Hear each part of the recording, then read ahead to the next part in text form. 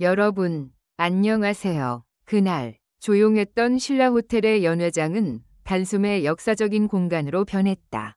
누구도 예상하지 못했다. 그저 또 하나의 고급 호텔 개관식이 될 줄 알았던 자리. 하지만 그날 오후 모두의 시선이 고요하게 향한 무대 위에는 김용빈 회장과 이부진 호텔신라 사장이 손을 맞잡은 채 서로를 바라보며 눈물을 흘리는 장면이 있었다. 순간 청중은 숨을 삼켰다. 마치 시간이 멈춘 듯 그 눈물은 말보다 깊었고 침묵은 박수보다 더 큰 울림을 주었다.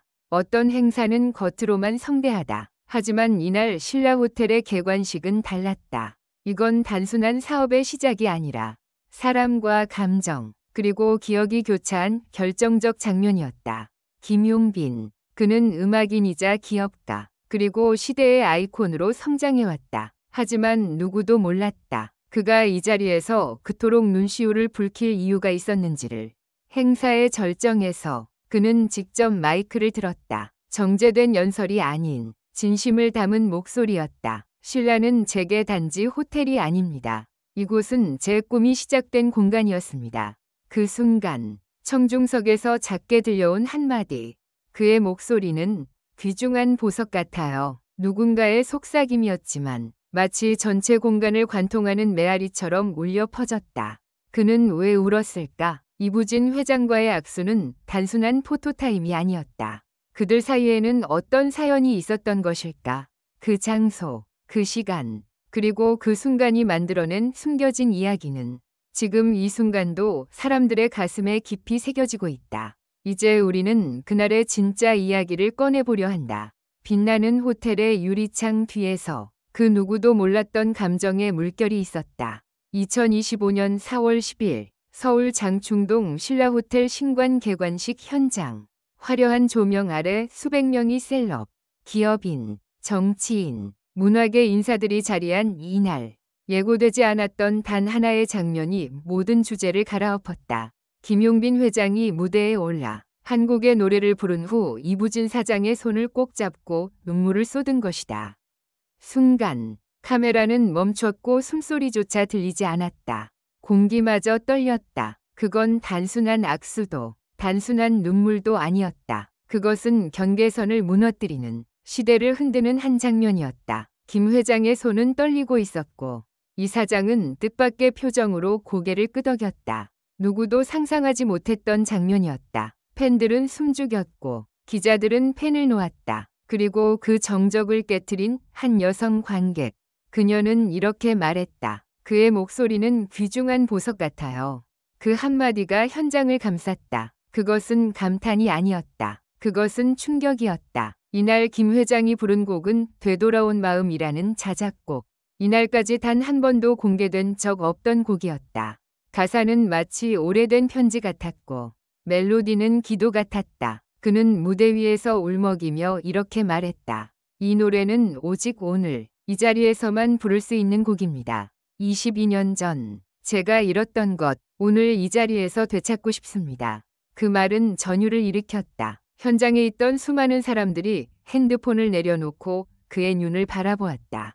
그렇다면 김용빈과 이부진 이 두 인물 사이엔 무엇이 있었던가?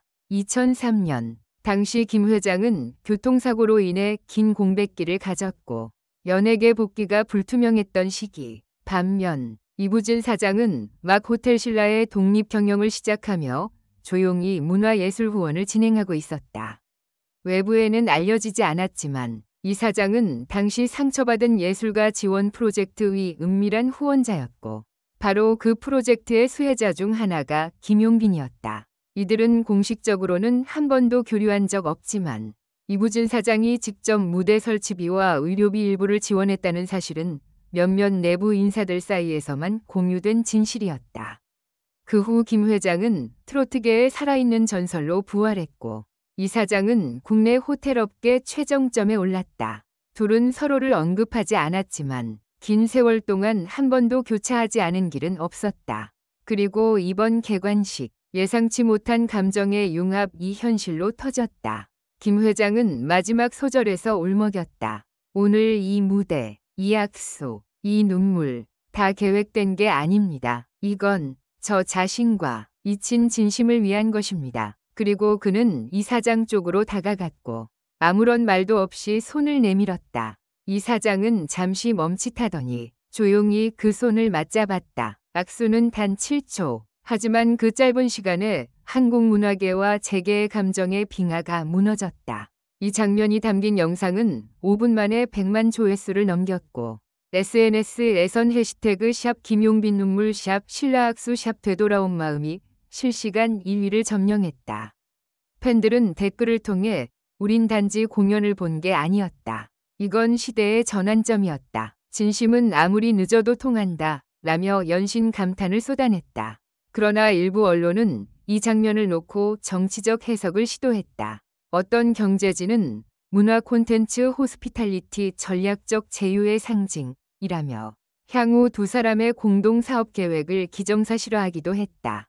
그러나 정작 당사자인 김 회장은 다음 날 짧게 말했다.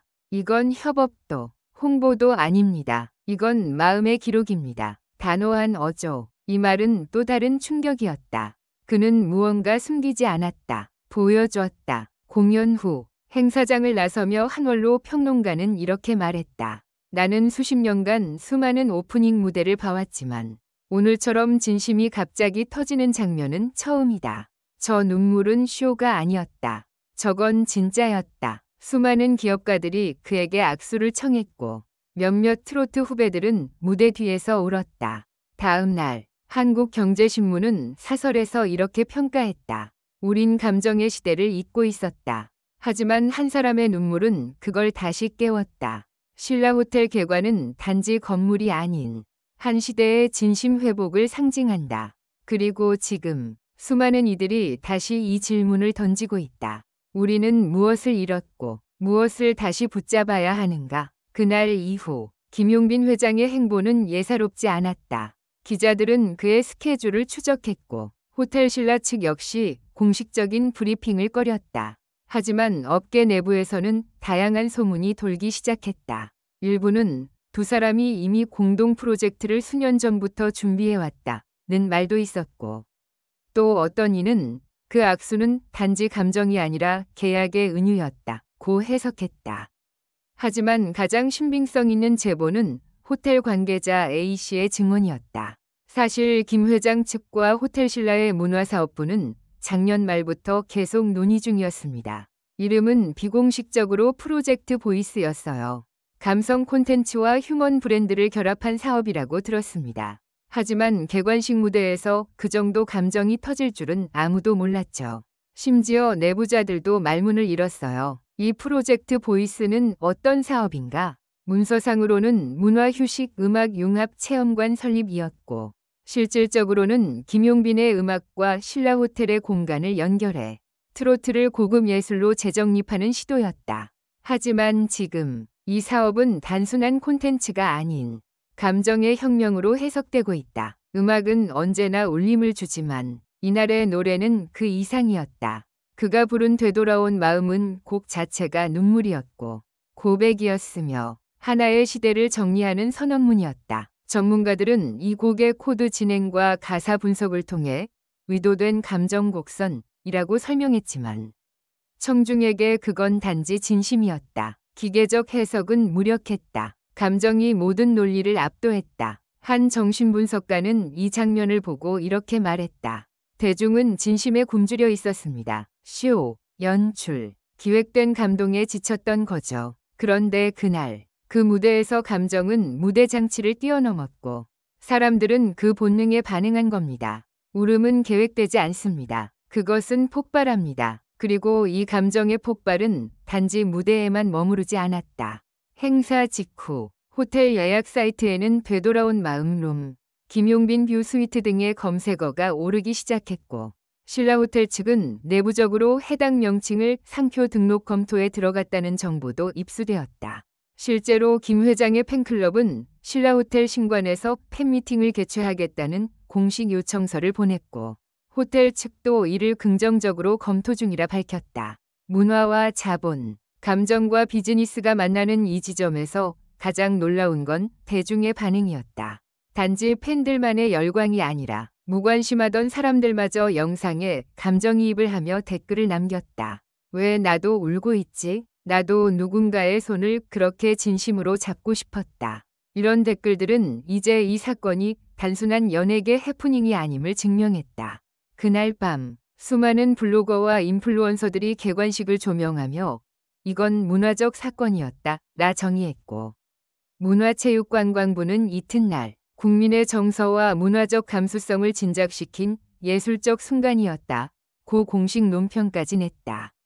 한 장의 악수와 눈물이 국가기관의 입장문까지 유도한 것이다. 이후 문화예술계를 넘어 정치권에서도 이 사건은 화제로 떠올랐다. 한 국회의원은 본회의장에서 김용빈 회장의 진정성은 오늘날 리더십이 잇고 있는 핵심 가치다 라며 감정 기반 리더십의 필요성을 역설했다. 이는 이전에 없던 흐름이었다. 단 한 장면이 문화와 정치, 사회적 정서까지 끌어낸 셈이다. 김 회장은 침묵을 지키고 있지만 업계는 그의 다음 무대에 집중하고 있다.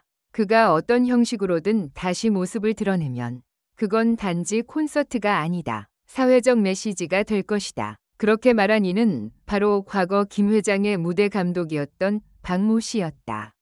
그리고 지금 우리는 기다리고 있다. 또 한 번이 진심, 또 한 번이 감정 폭발. 감정이 전략이 되고 눈물이 언어가 된 시대. 그 문을 열어버린 이는 스포트라이트보다 눈물로 무대를 채운 단 한 사람, 김용빈이었다.